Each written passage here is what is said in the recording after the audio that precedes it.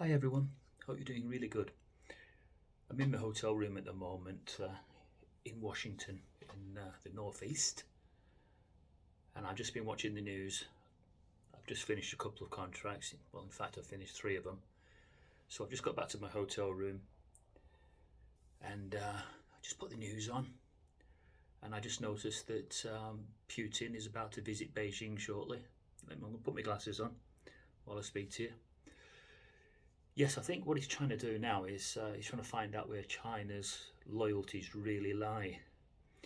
Up to now, China is trying to stay a trading partner in some way with the United States, and who can blame them for that? They still need that, don't they? But when they don't need it, in fact, when push comes to shove and they do have to make a decision, a life and death decision, I'm sure they will then join Russia. So we had North Korea openly saying they stand against imperialism. Now this is interesting about Iran as well. The hostages exchange that's just taken place. This is under Biden. Well, I don't know what to make of that just yet. I think I'll reserve judgment on that until a bit more filters out. But China, yeah, meeting up with Putin shortly in Beijing.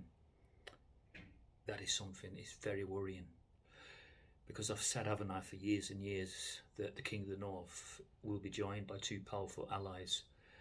Well, China is a powerful ally, extremely so. Now, if Iran decide that they also want to be part of the alliance with Russia and stand against imperialism, then we must be really close.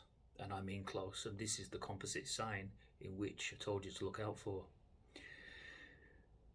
As regards Russell Brand, I see that the Metropolitan Police have found 2003 complaint that they're looking into. But hasn't it taken such a long time? Well, I don't know what to make of it. I still believe that he's changed his ways. He's certainly not the womanizing, using get that he was. You know, he's not that person anymore. And a lot of the allegations from the alleged victims, they're old, aren't they? They're extremely old. We'll have to wait and see what happens on that.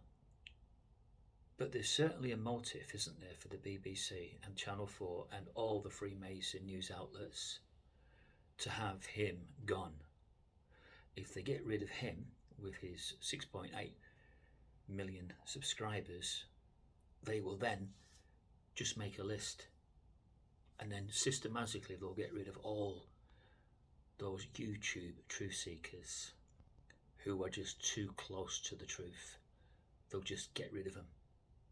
And I'm pretty sure that there's a list already. They've got a list and they're just going to systematically work their way through it. But it's a big scalp to get rid of Russell Brand. And it is also further proof that the Freemason news outlets wield the real power still. That is the only inevitable conclusion you can come to. So they could effectively get rid of just about anybody now. And this is their way of doing it. Now, I've always said that if you lead an immoral life and think that there's no consequences to leading that life, this is an example of how wrong you can be. There's always a penalty to pay, isn't there, for that kind of lifestyle, and it really is going to be his downfall and the finish of him. But let's face it, he was one of the best YouTubers out there. A lot of people say he's a pseudo-intellectual. No, he's very clever. He puts his words together in the right balance. I don't think he uses words out of context the way I've seen others do. So I would say that a lot of YouTubers out there that still have their channels live, once they see that he's gone, bit the dust, they will rein it in. You see, they'll think to themselves, well, what was it that Russell Brand said that got him the chop? So they'll be going through all their videos and everything that they say from here on to be double sure that they don't get on the wrong side of the Freemason news outlets. These are worrying times. So we've got that going on. We've got Putin about to go to Beijing and meet up with, I can't pronounce his name. It's an unusual name to pronounce, isn't it? The leader of China. So I won't even try and pronounce his name for fear that I'll make a balls of it. And once they have that meeting, he will know in no uncertain terms whether China are deliberately trying to stay a trading partner for fear that they just don't want to crash their economy, which makes sense. You wouldn't do that, would you, unless you could substitute it with something better. And if they can't do, if Russia can't be that substitute for their economy, then China's likely to still remain fairly close. I mean, not bosom buddies with the United States, but close enough that they don't bomb their economy. Yes, it's a fine balancing act, but I'm pretty sure that when they have a life and death decision to make, they won't choose the United States then. I'm sure they'll be choosing to support Russia, along with Iran and North Korea, who we already know are praising him from the rooftops at the moment. And it's shaping up now, people, to be every inkling that is occurring is further testament that the composite sign is starting to look pretty much on now, until we get to the message change.